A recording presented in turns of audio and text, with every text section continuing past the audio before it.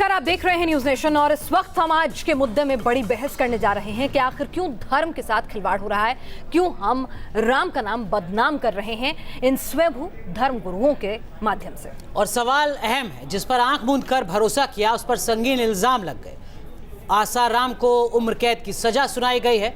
कुछ और कथित धर्मगुरु हैं जो सलाखों के पीछे हैं। ऐसे में अहम सवाल है जिसका जवाब समाज जानना चाहता है और आज हम इसी मुद्दे पर बहस करेंगे कि धर्म को बदनाम क्यों किया जा रहा है, क्यों धर्म भी एक तरह से कमर्शियल हो गया है और यहाँ पर भी अलग अलग धर्म के पैरोकार, उनके संगठन, उनके अखाड़े बन गए हैं और नतीजा ये होता है कि आप ऐसे लोगों को फलने फूलने देते हैं जो धर्म के लिए नुकसानदायक हैं, घातक हैं।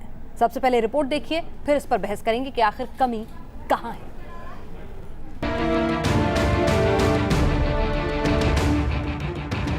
आस्था के नाम पर खिलवाड़,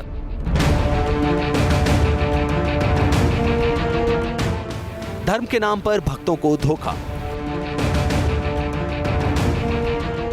कथित धर्मगुरु जिन पर लोगों ने भरोसा किया, जिन पर राह से भटके लोगों को सही रास्ता दिखाने की जिम्मेदारी थी, उन लोगों पर संगीन आरोप लग रहे हैं। एक आम इंसान के कथित धर्मगुरु बनने का सफर, ऐसा शख्स जिसे जनता सिर आंखों पर बैठाती है, जिसके प्रवचन सुनने के लिए लाखों की संख्या में भक्त जुटे हैं, देश विदेश में आश्रमों का जाल, करोड़ों का साम्राज्य, लेकिन जब उसका चेहरा बेनकाब होता है तो पूरी दुनिया सन्न रह जाती है। रेप के मामले में आसाराम को ताउम्र जेल में बितानी होगी। पिछले 4 साल से आसाराम जेल में बंद है, लेकिन विवादों में घिरने वाला आसाराम अकेला शख्स नहीं है। गुरमीत राम रहीम की कहानी भी कम खौफनाक नहीं है। सीबीआई की अदालत ने गुरमीत राम रहीम को 20 साल कैद की सजा सुनाई। सजा सुनाए जाने के बाद राम रहीम के समर्थकों ने जो बवाल काटा, उसकी खौफनाक यादें आज भी लोगों के जहन में ताजा हैं। धर्म के नाम पर अधर्म करने वाले लोगों की फहरिस्त लंबी है। वीरेंद्र देव दीक्षित हो, फलाहारी बाबा हो या फिर स्वामी परमानंद, ये कुछ चंद नाम हैं जो गंभीर इल्जाम में सलाखों के पीछे हैं। इन लोगों पर संगीन आरोप है और उनके जेल जाने के सफर से कई गंभीर सवाल खड़े हो रहे हैं। आखिर कैसे ये लोग धर्म की आड़ में सालों तक जुर्म का जाल बुनते रहे? इसके लिए जिम्मेदार कौन है? कब और कैसे ऐसे लोगों से समाज को मुक्ति मिलेगी? Team news nation. और इस जरूरी मुद्दे पर बात करने के लिए हमारे साथ खास मेहमान जुड़ चुके हैं। हमारे साथ यति मां चेतनानंद सरस्वती हैं, हमारे साथ यति नरसिंहानंद सरस्वती साहब जुड़ रहे हैं, एचएस रावत साहब हमारे साथ जुड़ चुके हैं। हमारे साथ पंडित अजय गौतम है धर्मगुरु, हमारे साथ पंडित राजकुमार शास्त्री हैं और हमारे साथ अदिति जैन सोशल एक्टिविस्ट और डॉक्टर निशा खन्ना हमारे साथ साइकोलॉजिस्ट हमारे साथ जुड़ चुकी हैं। इन तमाम मेहमानों से इस मुद्दे पर बहस करेंगे, लेकिन सवाल एक समाज के लिए भी है कि आप क्यों इस तरह की अंधभक्ति रखते हैं ऐसे स्वयंभू धर्मगुरुओं के प्रति जो इस तरह के कार्यों में लिप्त होते हैं, या फिर कहीं ना कहीं हमारे धर्मगुरु समाज के उस तबके तक नहीं पहुंच पा रहे हैं जिसके पास पैसा संसाधन नहीं है। क्या किसी तरह का भेदभाव हो रहा है समाज के उस तबके तक पहुंचने में जात पात के लिहाज से भी, और नतीजा ये होता है इस तरह के स्वयंभू जो है पनपने लगते हैं धर्मगुरु। आपके लिए टीचर बनने के लिए इम्तिहान है, डॉक्टर बनने के लिए इम्तिहान है, धर्म के नाम पर इस देश में सबसे बड़ा धंधा होता है, लेकिन धर्मगुरु बनने के लिए किसी भी तरह का कोई क्राइटेरिया क्यों नहीं है? इन तमाम सवालों पर आज बहस करेंगे। सबसे पहले यहाँ पर एचएस रावत जी, सवाल आपसे ही। राम का नाम बदनाम होता है, कभी कृष्ण के नाम पर बदनामी छाई जाती है, लेकिन सवाल ये है कि इस देश में सत्ता की कुर्सी तक धर्म के नाम पर पहुंचा जाता है, लेकिन उस धर्म का पैरोकार कोई भी बन जाता है, चाहे उसका धर्म से कोई लेना देना हो या ना हो। ये कब रुकेगा? देखिए, ये रुक नहीं पाएगा जब तक कोई धर्म बोर्ड सरकार नहीं बनाएगी। आपने कहा कि भाई ये अंधभक्ति रुकती क्यों नहीं है, अंधभक्तों को समझ क्यों नहीं आती है।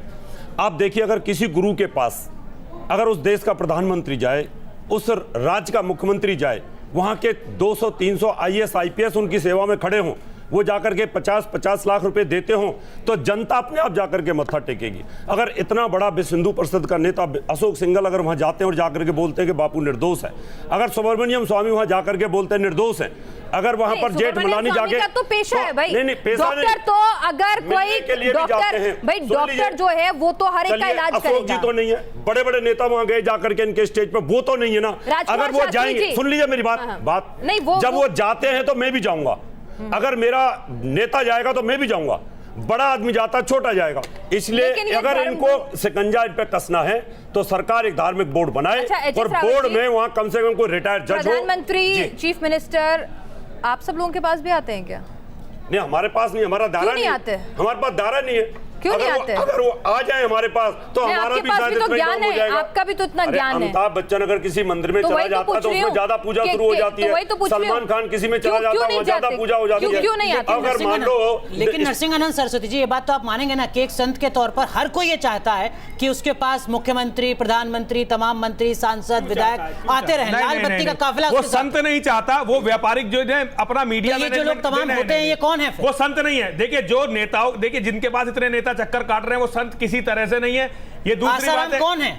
देखिए आसाराम कौन है ये तो अब आप सब कह रहे हैं, मुझे कहने की जरूरत नहीं, लेकिन मैं आपको एक बात बताना चाहता हूं। नहीं, उस जिनके मन परिभाषा में- के हिसाब से आप बताइए ना कौन है। देखिए आसाराम आज मैं कहूं तो इससे कोई फायदा नहीं है, लेकिन सत्य तो ये है कि हमारा पूरा नहीं, धार्मिक आसाराम सिस्टम बलात्कारी फेल हो है गया। ऐसे कहने में आपकी जबान इतना लड़खड़ा क्यों नहीं, जवान नहीं लड़का आप तो लड़की मेरी। बोलिए ना, आप सच नहीं बोलिए बोलेंगे ना तो कौन फिर। बोलेगा? बोलिए देखिए, आसाराम देखिए, बलात्कारी देखिए, है। आपसे। सुनिए, ये केवल एक आसाराम पे नहीं है, पूरा जो संत बनने का जो पूरा प्रोसेस नहीं तो आसाराम जैसे बलात्कारी का खंडन अगर आप जैसे मैं तो इसे अपने के लिए लोग भी नहीं प्रश्न करेंगे, चिन्ह मान रहा हूं। परिभाषा तो तय कौन नहीं कर पा करेंगे? रहे। नहीं, ये मैं तो अपने ऊपर भी प्रश्न चिन्ह मान रहा हूं। एक व्यक्ति जिसे संत माना गया आज बलात्कार के आरोप में उस पर सिद्ध हुआ है, सरकार ने उसे आरोप कोर्ट ने नहीं है, सजा दी बलात्कार सिद्ध हो गया। अब वो- बलात्कारी है, वो बलात्कार संत नहीं है, आरोप बलात्कारी का है। मतलब बलात्कार का आरोप सिद्ध हुआ है और सरकार और वो अदालत ने दोषी सिद्ध कर दिया है। इसका अर्थ है कि वो दोषी है, और जो व्यक्ति दोषी है तो आज सारे संत समाज को, राजकुमार सारे शास्त्री हिंदू जी, समुदाय को ये सोचना पड़ेगा कि ऐसा हम इस स्थिति बलात्कारी में पहुंचे कैसे। आसाराम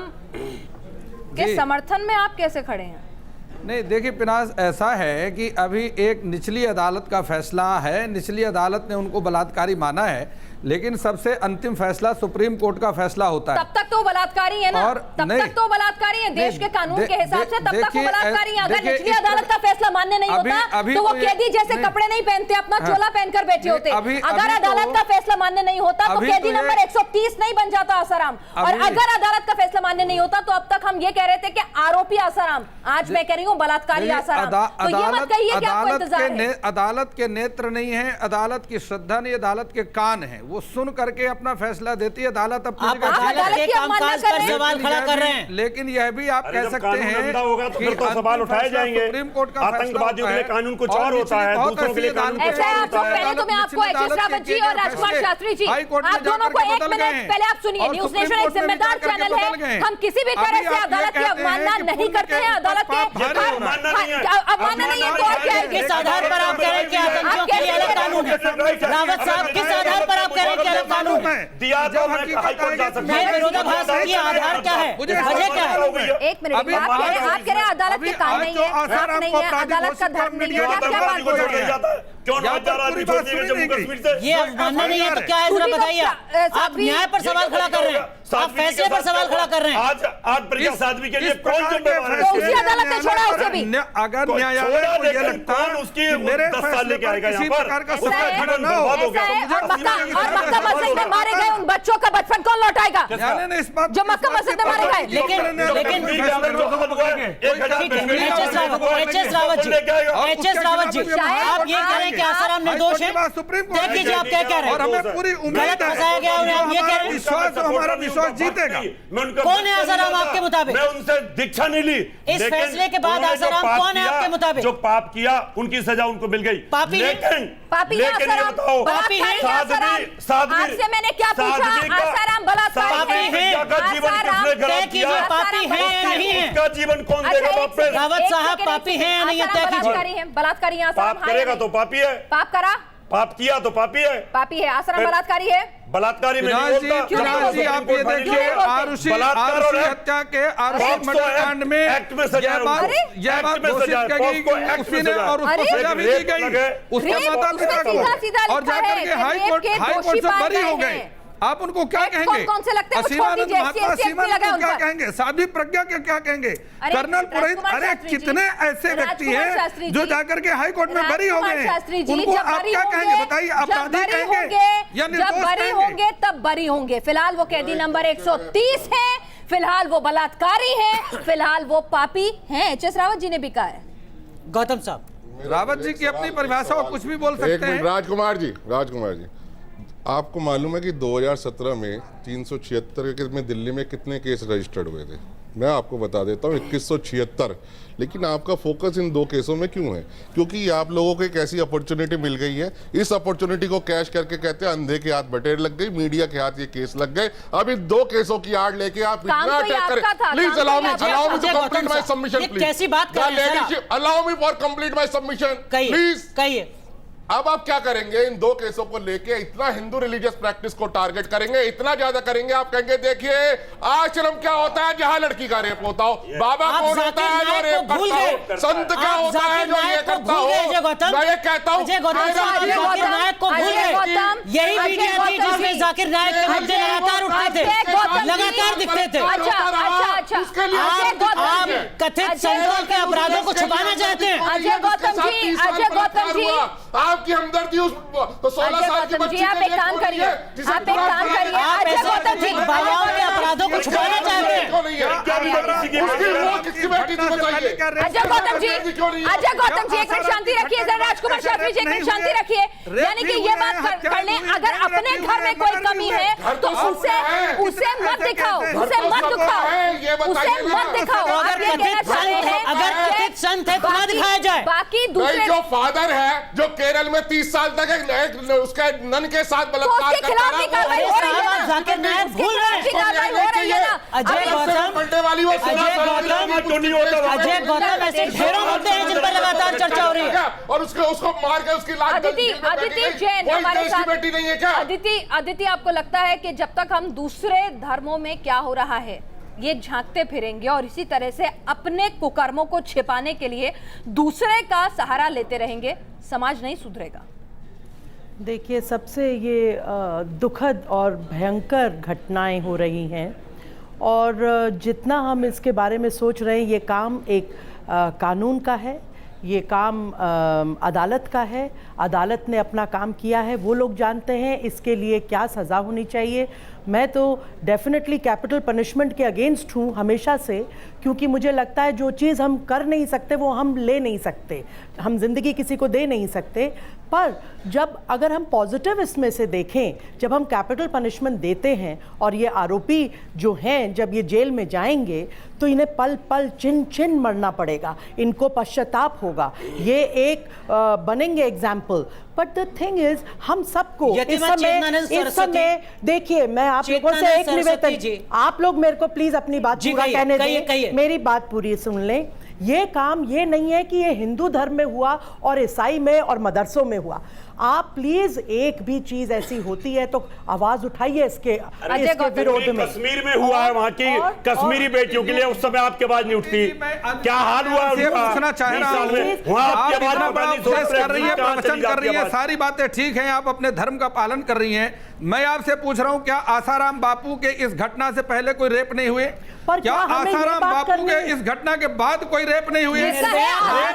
आसाराम नहीं थे, निर्भया कांड के आरोपी आसाराम नहीं थे। निर्भया कांड को एक छोड़ दिया, उसके बाद आसाराम नहीं थे। पूरे देश ने देखा, कितने लोग पूरे देश ने देखा। सर अच्छी बात कर रहे हैं, बाहर घूम रहे हैं। आज कह रहे हैं कि मीडिया तय ना करे। राजकुमार शास्त्री जी सुनिए, राजकुमार शास्त्री जी सुनिए, आराम से बात सुनिए। राजकुमार शास्त्री जी पहले आप तय करेंगे क्या करना है। बलात्कारी को बापू कहते हैं और उसके बाद आप सुनते नहीं। एक मिनट बात सुनिए पहले, एक मिनट राजकुमार शास्त्री जी, अगर हम एक आज इसीलिए बहस हो रही है आसाराम के नाम पर क्योंकि उसके लाखों अनुयायी थे, उसने धर्म को बदनाम करने की कोशिश की। एक आम आदमी अगर रेप करता है तो उसे आम आदमी ने रेप किया ये देखा जाता है, धर्म के पैरोकार ने नहीं रेप किया। जाकिर नाइक के नाम को भूल जाइए, क्या हुआ जाकिर नाइक का? उनका 3 करोड़ शिष्य और इतनी बड़ी घटना के बाद भी देश में नहीं है जाकिर नाइक। उनसे अलग अलग धर्मों में आप मत बांटिए बलात्कार के मामले को।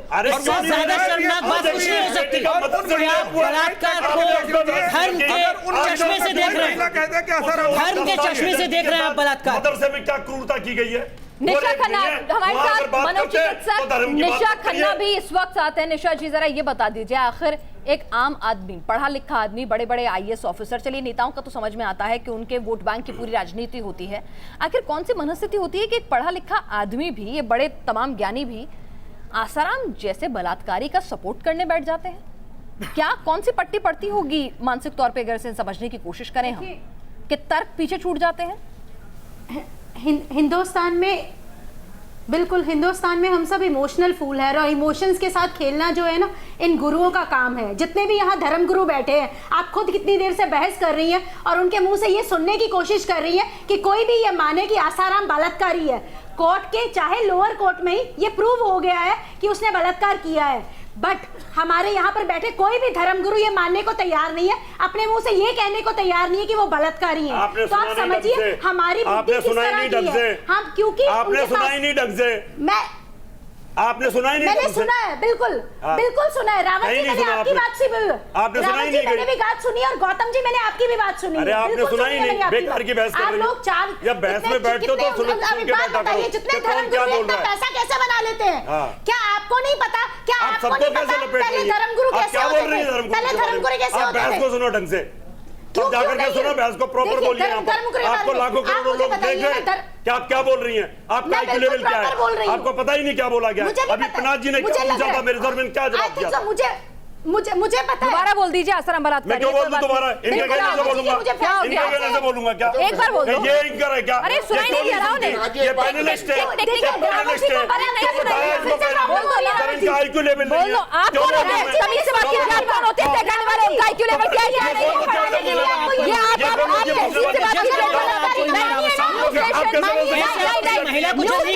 न्यूज नेशन किसी भी महिला को जज नहीं कर सकते, नहीं बर्दाश्त करेगा। आप कैसे कह सकते हैं? वो क्या कह रही हैं आपको? उन्होंने आपके IQ लेवल की बात की, उन्होंने कैसे आरोप लगा दिया? आप ऐसे किसी महिला की बुद्धि और विवेक पर सवाल नहीं खड़ा कर क्या सकते। प्रॉब्लम है?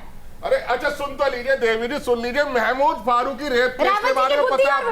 अगर ये धर्मगुरु है अरे सुन लीजिए देवी जी, क्या धर्मगुरु का फर्ज है ऐसे फाइट करना? अरे देवी जी सुनिए, विनम्रता से कह रहे हैं, बड़ी सभ्यता से, सरलता से, सुगमता से कह रहे हैं। महमूद फारूकी रेप केस था, अभी जनवरी में रिपोर्ट हुआ है, उसमें सुप्रीम कोर्ट ने क्या क्या क्या फैसला था पता है आपको? आप जरा बता दीजिए सारे पैनल में जितने बैठे हैं। पहले अपने घर में झांकिए, कहीं होता है या नहीं होता है? फारूकी रेप केस में क्या हुआ था बताइए ना। चैरिटी बिगिंस फ्रॉम होम, ये सुना आपने? मैंने ये कहा, सुना आपने? पहले अपने घर को सुधार लूं, पहले अपने आप को सुधार लूं, या फिर दूसरे के घर में क्या हो रहा है ये झांक लूं। फारूकी रेप केस में निचली अदालत ने 7 साल की सजा दी थी।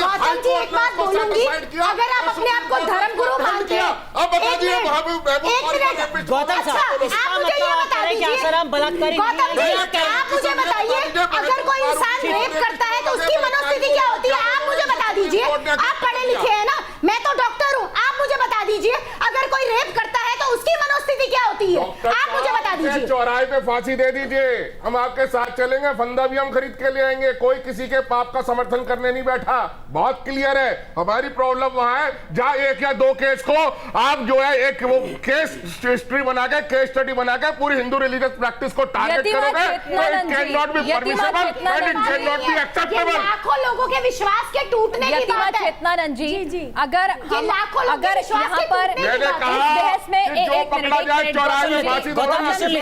गौतम जी एक मिनट, मैं इस बहस में पड़े रहे कि हम अपने घर की गंदगी पहले साफ कर लें या फिर ये देखें कि दूसरे का घर जो है वो भी तो गंदा, उनकी भी तो फोटो खींच के लाओ। बहुत स्पष्ट है, गंदगी आई उनके घर से रही है। एक मिनट, बहुत स्पष्ट है कि हमें आज आत्मचिंतन की आवश्यकता है, क्योंकि आज इन केसों से धर्म जिस कगार पर जाकर खड़ा हो गया, 100 करोड़ हिंदुओं की आस्था पर ठेस पहुंची है और आज आवश्यक है, क्योंकि धर्म गुरुओं पर लांछन आना इस बात का प्रमाण है कि कहीं हम लोगों में कमी आई है, हमारे आचरण में कमी आई है। देखिए हाई कोर्ट और सुप्रीम कोर्ट में क्या होगा। एक सेकंड, पहले आप बात सुन लीजिए, उसके बाद बोलेगा। एक सेकंड, बात को समझ लिया है आप जो कहना चाह रही है। आचरण देखना आवश्यक हो गया है, क्योंकि हमारे सामने खतरा बहुत निकट है। धर्म को बदनाम करने की पूरे साजिश चल रही है और अगर इसी प्रकार से सारे हिंदू बटे रहेंगे और इस प्रकार से दूसरे को दोषी कहते रहेंगे, आज स्थिति ये पैदा हो जाएगी। हिंदू मान लिया, चलिए मैं फर्ज करते मान लिया बहुत बड़ी साजिश हो रही है हिंदू धर्म को बदनाम करने की, तो भाई रोकते क्यों नहीं? क्यों बाबा राम रहीम, क्यों बलात्कारी आसाराम पनपने देते हैं? अभी इतनी तेज गुस्सा आ रहा है आपको, तो वक्त रहते जब ये फल फूल रहे होते हैं तब क्यों नहीं आप होश में आते हैं? और तब हिंदू धर्म की रक्षा क्यों नहीं करते? तब आप उन साजिशों को क्यों नहीं आप नाकाम करते हैं? तो राम का नाम बदनाम ना करो, मुद्दा आज का मैं बहस यही और समझने की कोशिश ये कि आसाराम के इस पूरे मामले के बाद क्या हमारे धर्म गुरु इस तरीके का कोई संदेश देने में कामयाब हो पाएंगे कि धर्म की साख पर जो सवाल खड़े हो रहे हैं वो सवाल ना खड़े हो पाए। और ये बुनियादी सवाल है नरसिंहानंद सरस्वती जी, जिसकी जिम्मेदारी आप जैसे धर्मगुरुओं पर है। कैसे मैं एक हिंदू के तौर पर यकीन करूं कि नरसिंहानंद जी एक वास्तव में संत हैं, कोई फ्रॉड नहीं? देखिए, इसका कोई हमारे यहाँ सिस्टम नहीं है। हमारे यहाँ जो सिस्टम है वो ये है, फूटी आंख विवेक की, लखे न संत असंत, और जाके संग 10-20 हैं, वा का नाम महंत। हमारे यहाँ आज इतनी बुरी स्थिति इस हिंदू धर्म की हो गई, इसका कारण ये, आप मुझे एक बता दो ना, आप मुझे एक संत बता दो जिस पे हम विश्वास करें। हमारे यहाँ इतना बड़ा सिस्टम है, कोई निकल नहीं रहा, इसीलिए तो पापी पनप रहे हैं। नरसिंहानंद फर्जी, ये फर्जी, वो फर्जी, फर्जी घोषित करते थे। कोई पैमाना तो तय हो कि भाई ये संत होगा, ये संत नहीं होगा। विश्वास है तो आप सुनिए, अखाड़ों पर विश्वास है, आप लोग महंत की उपाधि, ऐसे महामंडलेश्वर की उपाधि पैसे लेके बांट देते हैं। देखिए, ये तो आप देखिए, ये जो लोग बांट रहे हैं, नरसिंहानंद जो लोग, मैं आपको बताता हूं, आप अपनी बात को स्पष्ट नहीं कर पा रहे। देखिए, अभिज्ञान शाकुंतलम में कालिदास ने लिखा है कि मनुष्य का अंतःकरण ही उसके पाप और पुण्य का प्रमाण है। एक मिनट, आप जो है अपनी बात करिए, मेरी बात मुझे करने दीजिए, मेरी बात मुझे करने दीजिए। मैं आपकी बात नहीं कर रहा, आप बड़े होंगे धर्मगुरु, मैं धर्मगुरु नहीं हूं, मैं एक छोटा महंत हूं। लेकिन मैं ये कहता हूं कि आज जो ये हुआ है, इससे हम जैसे सभी लोगों की साथ पर ये असर पड़ता है, और ये असर जब तक पड़ता रहेगा, जब तक हमारी कोई संस्था ऐसी नहीं बनती जो साधु बनने के, धर्मगुरु बनने का नॉर्म तय करे। अच्छा, श्रद्धा ऐसी नहीं, आप कह रहे हैं श्रद्धा की अंधश्रद्धा, ना, श्रद्धा की अंधश्रद्धा मुझे बता दीजिए ना, आप किसको कह रहे हैं श्रद्धा? श्रद्धा ये कि आप निचली अदालत से जिस शख्स को दोषी करार दिया गया, जिसे बलात्कारी कहा गया, आप उसका बचाव कर रहे हैं, ये श्रद्धा है कि अंधश्रद्धा है? लॉर्ड कर्जन ने कहा था कि यह श्रद्धा भांग के नशे की तरह होती है, जो कि कुछ दिखाई नहीं पड़ता है।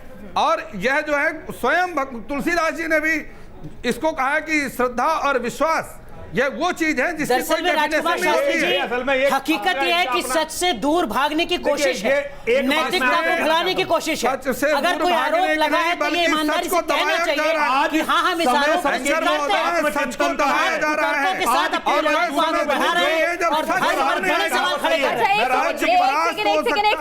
एक मिनट, राजकुमार शास्त्री जी, यहाँ पर किसी को बदनाम करने की कोई कोशिश नहीं। आप कह रहे हैं कि भाई ऊपरी अदालत में जाना है, हम कहेंगे बलात्कारी बाबा है, आप कह रहे हैं कि अभी फैसला ऊपरी अदालत में आप अपील करेंगे। आप अपनी भक्ति, आप अपनी श्रद्धा अपने साथ रखिए। जरा मुझे बता दीजिए, एक शख्स जो कहता है कि उसका एक खास किस्म का इलाज होता है जो सिर्फ महिला वैद्य कर सकती हैं, एक शख्स जो किस तरह की बातें करता है, वो वीडियोस हमारे सामने आ चुके हैं, किस तरह के नृत्य करता है, किस तरह का क्या कुछ करता फिर रहा था, वो तस्वीरें सारी दुनिया ने देखी हैं। और उसके बाद उसे निचली अदालत कहती है कि वो शख्स एक नाबालिग बच्ची के साथ बलात्कार का दोषी है। अब आप उसे किस आधार पर डिफेंड कर रहे हैं, जरा मुझे आधार बता दीजिएगा। आप तो बहुत ही तर्क सांघिक बातें करते हैं ना, आप पढ़े लिखे हैं, बच्चों को भी पढ़ाते हैं, जरा वो तर्क बता दीजिए जिस आधार पर आप आसाराम का बचाव कर रहे हैं। मैं आपकी जो बात है उसको मैं यहाँ से आरंभ करता हूँ। महेंद्र चावला, अमृत प्रजापति जो इस केस में इन्वॉल्व है, आप ये देखिए, अमृत प्रजापति दुनिया में रहे नहीं रहे, मनुष्य कहता है आसाराम की ऐसी कौन सी खूबी है कि उसका बचाव कर रहे हैं? अमृत प्रजापति कौन है, मुझे इससे कोई लेना देना नहीं। मैं आपको ये कर, मैं आसाराम का वो कर रहे हैं बचाव हो रहा है धर्म का। आपको क्यों लगता है बलात्कारी को सजा देना हिंदू धर्म पे हमला है? आपको क्यों लगता है बलात्कारी को सजा देना जो सच है पूरी हिस्ट्री आपको रखना चाहता हूँ। एक बात बताइए, 2 करोड़ हिंदुओं साधु संतों को, निशा खन्ना जी हमारे साथ है। निशा खन्ना जी, ये कैसी साइकोलॉजी होती है? एक बलात्कारी तथा कथित धर्म गुरु का अगर यहाँ पर हम सवाल उठा रहे हैं तो ये हिंदू धर्म के खिलाफ इन्हें षड्यंत्र और साजिश क्यों नजर आ रही है? अंतरराष्ट्रीय साजिश क्या दिक्कत है? क्या इनकी मनस्थिति है? अंतरराष्ट्रीय साजिश तो आज बलात्कार करने के लिए उसे अमेरिका ने पैसे दिए थे कि जापान ने दिए थे?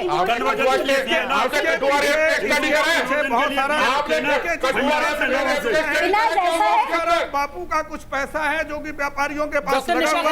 अब वो व्यापारी नहीं चाहते कि आसाराम बापू बाहर आए, क्योंकि आसाराम बापू वापस करना पड़ेगा। राजकुमार शास्त्री जी जरा बोल लेने दीजिए, अजय गौतम जी जरा बोल लेने दीजिए। बोलिए निशा जी, बोलिए। देखिए, जिस तरीके से राजकुमार शास्त्री जी रुकिए जरा 2 मिनट के लिए। डॉक्टर निशा, पिनाज जी बोलिए। पिनाज, मुझे लग रहा है धर्म गुरु होने के लिए सबसे पहली जो चीज जरूरी है ना, वो है पेशेंस। और यहाँ पर जितने भी लोग बैठे हैं, मुझे नहीं लग रहा एक धर्म गुरु, पुराने जमाने में जो गुरु होते थे वो कम बोलते थे, अगर बोलते थे तो सब उनको सुनते थे। यहाँ पर ये सब लोग आपस में लड़ रहे हैं किस चीज को प्रूव करने के लिए? ये धर्म पर क्वेश्चन नहीं है, ये धर्म पर क्वेश्चन नहीं है, ये एक इंसान ने गलत काम किया है उसके खिलाफ हम बोल रहे हैं। और क्योंकि ये लोग धर्म से इतने ज्यादा एसोसिएटेड है, इसलिए उसको इतना क्लोजली ले रहे हैं। अगर किसी इंसान ने गलत काम किया है तो उसे उसकी सजा का फल तो मिलेगा ही ना, इसमें तो कोई है ही नहीं बात, इसमें कोई दो राय है ही नहीं। अजय गौतम, कौन कह रहा है कि इसको सजा नहीं मिली? ये डर क्यों है कि इसको साजिश बताकर आप कह रहे हैं कि धर्म पर हमला, एक व्यक्ति पर हमला? देखिए, मुझे लग रहा है पढ़ाने की जरूरत नहीं है। संयम पहला चीज है, हाईकोर्ट में हम जा सकते हैं, मुझे लग रहा है निशा खन्ना सुन लीजिए एक बार। नहीं अजय गौतम, जब डॉक्टर होने के कारण मुझे लग रहा है संयम पहले सिखाया जाता है किसी भी धर्म गुरु को उनकी शिक्षा में। चलिए अब आप संयम बोल दीजिए, संयम अजय हो गौतम, जाए, अपनी ये बात डर न क्यों? कह सके। किस बात संयम का मतलब आप ये कहना चाहती हैं कि हम गूंगे हो जाएं, मौन धारण कर लें और अपनी बात को कह ही ना सके? अरे अपनी बात को कहने का तो मौलिक अधिकार है, संवैधानिक अधिकार है हर व्यक्ति को। जरा शांत हो जाइए। अजय गौतम जी, मुझे एक बात बताइए, जब मदरसों में कोई ऐसी खबर आती है, हम मदरसों की खबर को दिखाते हैं, जब अगर किसी और दूसरे समुदाय से खबर आती है हम वो खबर दिखाते हैं। एक मिनट सुनिए, इस प्रकार से किसी हिंदू धर्म गुरु का विरोध नहीं करना चाहिए, किसी संत की निंदा करने से भी पाप लगता जहाँ है। पर संख्या बल ज्यादा होगा वहां पर कहीं ना कहीं इस तरह की खबरें ज्यादा सामने आ रही हैं। और अगर आ रही है, एक मिनट बहुत ज्यादा आ रही है, आप दिखाए कुछ भी नहीं रहे, एक बार दिखाया आपने। मदरसों की खबरें तो रोज आ रही है, कल के आप मदरसे की गाजियाबाद की दिखाइए ना खबर। एक मिनट, आपको तो खुश होना चाहिए ना कि धर्म के नाम पर की जा रही गंदगी दूर हो रही है। आप इसको साजिश क्यों कह रहे हैं? मैं इसको इसलिए साजिश आप जैसे संतों को आगे आने का मौका मिल रहा है, मैं कह रहा हूं इसको इसलिए साजिश कह रहा हूं मैं, क्योंकि जब हमारे जितने भी रिलीजियस सीड्स हैं, ठीक है, वो सब क्या हुआ, जैसे जैसे मिशनरीज ने काम करना शुरू किया 70 से, वो क्या करते थे, गरीब तबका जो है, वो चाहे आदिवासी हो, दलित हो, बैकवर्ड हो, उनको धीरे लालच देके क्रिश्चियनिटी की तरफ ले जाते थे, क्रिश्चियन बना देते थे। अब जब हमारे साधु संतों ने, हमारे रिलीजियस सीड्स ने जब ये बेड़ा उठाया, वो उन्हें वापस से हिंदू धर्म में लाने लगे और रिकन्वर्जन करने लगे, तो लोगों को ये लगने लग गया कि भाई ये सारी की सारी हमारे हाथ से बात निकल रही है। इसलिए कहीं ना कहीं ये कॉन्स्पिरेसी करोड़ से ज्यादा हिंदू हैं, ईसाई कितने हैं इस मैं देश कह रहा में? हूं 2011 की जनगणना के मुताबिक ईसाई आए कितने कैसा देश सर्वे में? आपका? ईसाई आए 70 और 80 के दशक की आप बात कर रहे हैं, 2012 की जनगणना के आधार पर। हमारा देश गरीबी को खत्म करेगा, गरीबी को खत्म कर दिया, विशाल हो गया।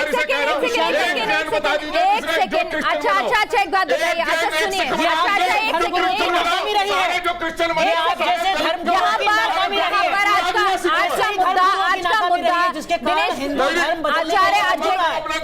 अजय गौतम जी, धर्म गुरुओं की नाकामी रही है। आज का मुद्दा धर्म परिवर्तन नहीं है। देश का संविधान इजाजत देता है, उसमें कुछ गलतियां भी हो रही हैं, उसमें प्रलोभन भी दिए जा रहे हैं जिनकी जांच भी जारी है। लेकिन अब आप एक मिनट मेरी बात तसल्ली से सुनिएगा। आज का मुद्दा पहली बात तो धर्म परिवर्तन कतई नहीं है। मुद्दा है कि धर्म की आड़ में ये जो कुकर्म हो रहे हैं, धर्म की आड़ में जो ये तथाकथित संत फल फूल रहे हैं, आप प्लीज आज 2 करोड़ हमारे यहाँ साधु संत हैं, अखाड़े के साधु, मुझे 10 बाबाओं के नाम बता दीजिए जिनको कन्विक्शन हुई, आप बता दीजिए। चलिए मैं आपको लाइव में पूछ रहा हूँ, 10 के नाम बता दीजिए। नाम तो अखाड़ा परिषद ने बताया कि फर्जी हैं। हम 2 करोड़ लोग हैं, 10 के नाम तो अखाड़ा परिषद ने बताया कि फर्जी हैं। साधु संत अखाड़े के साधु 2 करोड़ लोग हैं, आप मुझे 10 का नाम बता दीजिए जिन्हें सजा हुई और रेप केस में। बताइए, चलिए आप लाइव में पूछ रहे हो, बताइए डॉक्टर साहब से पूछिए, एक सेकंड कहाँ नहीं है? आपको 50 बाबाओं के बता दूंगा। कितने लोग पुलिस फर्जी पुलिस वाला बन करके पैसे लेते हैं और बाद में पकड़े जाते हैं? एक सेकंड, कितने नेता फर्जी बन करके आसाराम को बलात्कार करने के लिए भी कोई साजिश रची थी, केवल संमति बलात्कार किया कराते हैं। ये बड़ी विडंबना है आपकी। साधु संत सन्यासी बैरागियों में से 10 का नाम बताइए जिन्हें सजा। कोई भी साधु संगत उसके पास 10,000 करोड़ कैसे आ जाता है? अगर कोई धर्म गुरु है तो 10,000 करोड़ कैसे कोई धर्म गुरु आ सकता है? मुझे ये समझ नहीं आता। अगर आप धर्म है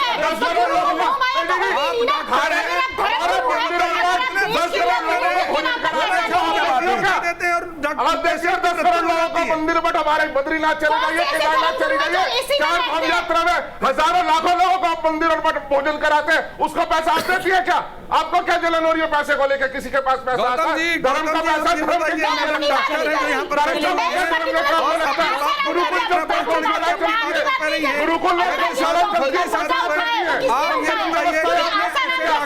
फर्जी डॉक्टर है। ठीक है, कितने बार ऐसे फर्जी डॉक्टर?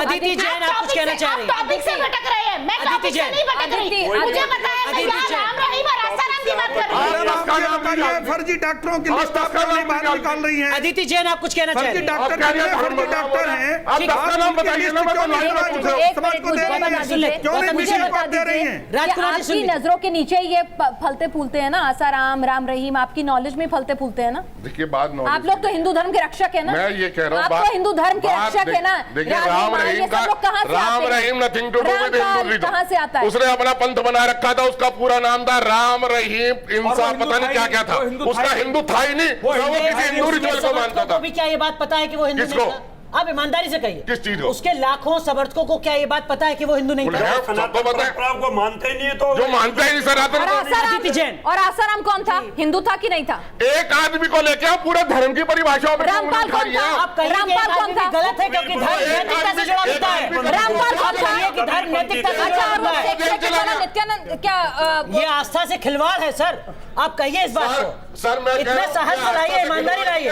एक व्यक्ति की आड़ लेके अच्छा, और सेक्सिडी किसकी आई थी? सेक्सिडी किसकी आई थी? सेक्सिडी किसकी आई थी? हिंदू धर्म को बदनाम सेक्सिडी करने का किसकी आई थी? नित्यानंद की? आप ये बात एक मिनट आप रुकिए, सेक्सिडी किसकी आई थी? नित्यानंद की? इतने बड़े एंकर हैं, किसकी आई आप थी? पूरा बताइए, आप बताइए मुझे। दुनिया देख रही है। जिसकी आई थी ना, जिसकी सेक्सिडी आई थी, उसको आंध्र हाईकोर्ट ने डायरेक्शन दी थी, उस चैनल को माफीनामा चला और उसने 3 महीने तक चलाया था, क्योंकि वो राजकुमार शास्त्री ये षड्यंत्र कौन रच रहा है आपके मुताबिक? हट करके राजकुमार जी ये साजिश कौन रच रहा है? मिशनरी अदालत आसाराम मिशनरीज, एक मिनट आसाराम जैसे लोग मिशनरीज पैदा कर रही हैं तो आप रोकते क्यों नहीं है? ये पीड़िता साजिश रच रहे हैं, गवाह साजिश रच रहे हैं या अदालत साजिश रच रही है आसाराम के खिलाफ? अदालत या ऐसे संतों के खिलाफ, कथित संतों के खिलाफ? दोष नहीं, अदालत तो अपने तो आप सवाल खड़ा किस पर कर रहे हैं? हम रुकिए जरा, आप सवाल किस पर खड़ा कर रहे हैं? कोई उंगली नहीं उठा रहे हैं। अरे अदिति जी आप कुछ कह रही हैं? आप मेरे को अदिति जी कहिए अपनी बात। राजकुमार जी सुन लीजिए जरा एक बार अब, ये एक मिनट तर्क नहीं तार्किक बात। अदिति जी कहिए अपनी बात। शास्त्री जी आपसे निवेदन है, अदिति जी। आप लोग सबसे निवेदन है, ये तरीका ही नहीं है किसी भी डिबेट का।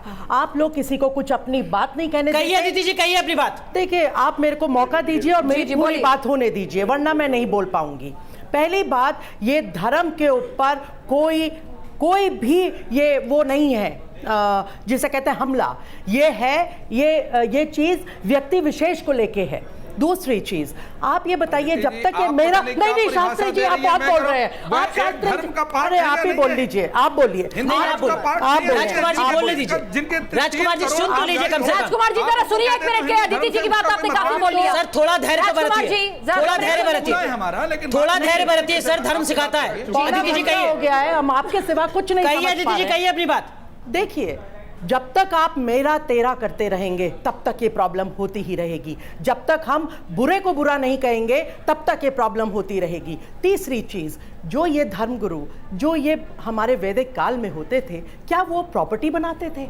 वो देखिए तो किस तरह से वो कोई अटैचमेंट रखते थे या डिटैच होके काम करते थे? नहीं, दूसरी ये जो पैसा, आप मौका क्यों नहीं देते किसी को बात करने का? नहीं, ये कौन सा तरीका है आपका बात करने का? मैं आपसे नहीं, मैं उठ के चली जाती हूँ, आप बात करें। नहीं, मैं एक मिनट राजकुमार शास्त्री जी, मैं जाना चाहूंगी, मैं नहीं ऐसे बात कर पाऊंगी। नहीं अदिति जी आप अपनी बात करिए। राजकुमार शास्त्री जी, ये कौन सा तरीका है? आप उनको बोलने दीजिए, बोलिए अदिति जी। देखिए, आप प्लीज समझिए, आप लोग सब मनुष्य हैं, आप लोग धर्म के उपासक हैं। इस तरह से आप कौन सी नगरी बना रहे हैं अगले जन्म की अपने लिए या इसी जन्म में? आप लोग क्यों नहीं जग रहे? आप तेरा मेरा क्यों कर रहे हैं? जब तक हम की भावना नहीं लाएंगे, हम किसी भी चीज का विकल्प देख ही नहीं पाएंगे। प्लीज दया दृष्टि रखिए, हम लोग न्यायालय नहीं है। काफी अहम बात आपने अदिति जी कही है, यहाँ पर काफी अहम बात आपने कही है, लेकिन क्या इतनी ईमानदारी दिखती है संत समाज में? ये समझने की कोशिश करें न्यायालय को करने या इस बात को गंभीरता से रावत जी आपसे कुछ कहना चाह रहे हैं, बोलिए रावत जी, आप क्या कह रहे थे? मैं पता नहीं कौन सी डिबेट में क्या बोल रहा था, मैंने तो ये कहा कि एक व्यक्ति के ऊपर अगर आरोप लगता है तो आप पूरे धर्म को सानोगे क्या? मेरा कहने का मतलब ये था, अगर किसी एक संत ने अगर कुछ गलत किया, कोई पाप किया, तो क्या पूरा हिंदू धर्म बदनाम हो जाएगा? एक संत पर कोई आरोप लगेगा तो धर्म पर हमला होगा? क्या एक संत पर आरोप लगेगा तो पूरे धर्म पर हमला होगा? रावत साहब, एक संत पर हमला क्या पूरे धर्म पर हमला हो जाएगा? ये आप कह रहे हैं, ये आप कह रहे हैं कि धर्म को बदनाम करने की साजिश है क्योंकि आरोपी आसाराम एक संत है। चलिए देखिए ऐसा है, अगर आपको इतनी धर्म की परवाह थी तो जब ये फल फूल रहे थे तब आप कहाँ सो रहे थे? ये सरकार की वजह से फलते फूलते अच्छा, हिंदू धर्म की रक्षा के लिए आप हैं और जब ये फलते फूलते हैं तो फिर हमारे पास क्या अधिकार है? तो फिर क्यों चिंता कर रहे हैं? तो सरकार अपने आप हिंदू धर्म की रक्षा करेगी ना। आप क्यों चिंता कर रहे हैं? आप क्यों चिंता कर रहे हैं? सरकार अपने आप कौन देता है कमांडो? कौन देता है आप लोग चाहते हैं कमांडो मिले? चलिए थोड़ी से ब्रेक के लिए रुक रहे हैं। तो हम बात कर रहे हैं धर्म की, धर्म पर उठते सवाल की। अजय गौतम साहब, समाधान क्या था कि आने वाले दिनों में इस तरीके की साख पर सवाल ना उठे? बहुत संक्षेप और ईमानदारी से। देखिए, बहुत ईमानदारी की मैं बात कह रहा हूँ कि कभी भी ये कुछ ना कुछ कहते हैं, एक्सेप्शंस हो जाते हैं, हर जगह होते हैं, डॉक्टर्स भी निकल आते हैं, मीडिया में भी निकल आते हैं, वकील भी निकल आते हैं, ऐसा ठीक है। आलोक, मैंने कहा जो भी व्यक्ति कानून की नजर में अगर गिल्टी मिलता है, आप उसे चौराहे पे फांसी दिए। कोई किसी के सत्कर्मों को आगे बढ़ाता है, कुकर्मों को कोई आगे नहीं बढ़ाता, लेकिन हमें ये समझना चाहिए कि मात्र एक व्यक्ति या दो व्यक्तियों की आड़ लेके पूरे सनातन परंपरा पे प्रहार ना हो। और एक व्यक्ति अगर पकड़ा गया तो राम का नाम बदनाम नहीं होता, राम के नाम से बड़ा है राम का नाम। इसलिए सनातन धर्म अनंत है, सनातन धर्म अनंत है और अनंत तक रहेगा। ये करने की कोशिश करते हैं। सतयुग, त्रेता, द्वापर और कलयुग से हिंदू धर्म को बचाइए, हिंदू धर्म को बचाइए। कैसे बचे? क्यों नहीं बचा रहे? आज आपके चैनल के माध्यम से अपने जगत गुरु शंकराचार्य जी से, आज तक शंकराचार्य परंपरा में किसी की साख पर कोई सवाल नहीं उठा। हमारे इतने अच्छे अच्छे महामंडलेश्वर हैं, धर्म गुरु हैं, मैं उनसे सबसे निवेदन आपके चैनल के माध्यम से करना चाहता हूं, जहां तक भी मेरी आवाज पहुंचे, आज वो परिस्थितियों को समझे। आचार्य चाणक्य ने एक बात कही थी, कोई भी धर्म, कोई भी संस्कृति तब तक समाप्त नहीं हो सकती जब तक उसके भीतर की दीमक उसे चाट नहीं जाती। आज इस तरह के लोग, जिनके कारण दूसरे लोगों को हमारे पूरे धर्म पर उंगली उठाने का मौका मिलता है, इनको रिमूव करना, आसाराम जैसे लोगों को रिमूव करना जी, आसाराम जैसे लोगों को जिनके कारण हमारा धर्म बदनाम होता है। आसाराम बोल दीजिए, राम रहीम बोल दीजिए। राम रहीम हमारे में से नहीं था, आसाराम आपके में से था। हाँ, आसाराम हम में से है। आसाराम आज भी विश्वास नहीं कर रहा। देखिए, मैं मन से आज भी विश्वास जब आप भी विश्वास नहीं कर रहे हैं अदालत के फैसले पर, जब आप जैसे लोग विश्वास नहीं कर रहे हैं, तो यही से तो संशय आप लोगों के मन में पैदा करते हैं। आप आलोचना न करके, आप विरोध न करके, समय है सबके लिए। हमें ये विश्वास आज सोचना पड़ेगा कि हम इस दुर्गति को क्या प्राप्त हो रहे हैं। देश की अदालत से, देश के संविधान से और कानूनों से चलेगा, और देश की अदालत कहती है कि आसाराम बलात्कारी है, और इसीलिए आपकी श्रद्धा एक तरफ, अंधश्रद्धा एक तरफ, अपने विवेक से फैसला कीजिए, तभी धर्म भी बचेगा और आप भी बचेंगे।